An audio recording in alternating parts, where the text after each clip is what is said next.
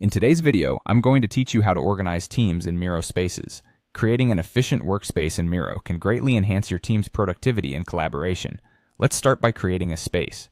From your Miro dashboard, you'll click on the option to create a new space. When you're naming this space, choose something clear and specific like marketing, product development, or client projects.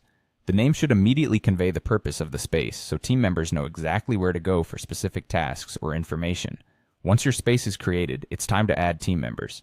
Open the space and find the option labeled Share or Manage Access. Here, you'll have the opportunity to invite members to your space and assign them the appropriate permissions. This is crucial because you want each team member to have access to only the information and tools appropriate for their role.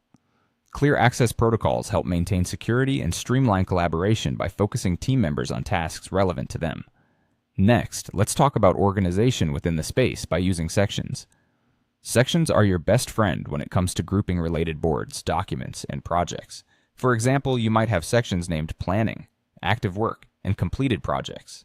This layered organization helps team members quickly navigate to the correct stage of a project or task. Once you've established your sections, you'll want to organize your boards and Miro docs accordingly. Move related content into the appropriate sections to maintain this structure. Consistent naming conventions are key here. They make content easier to find and reduce confusion, especially as your project grows and you add more elements.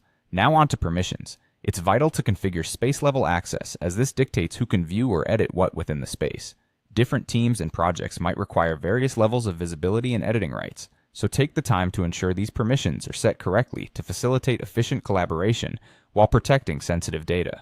After setting up permissions, consider creating a home board. This board can serve as an overview of the space. Include links to keyboards, project information, and essential team resources. It acts as a hub for your space, giving team members quick access to important documents and current project statuses.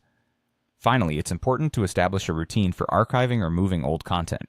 Regular cleanup of your space ensures only active and relevant information is front and center. Archive boards or move them to a dedicated section for completed work to keep your space tidy and functional. Consistently managing your content in this way prevents clutter and keeps your team organized. By following these steps, you can create a streamlined and effective workspace in Miro that enhances your team's productivity and collaboration.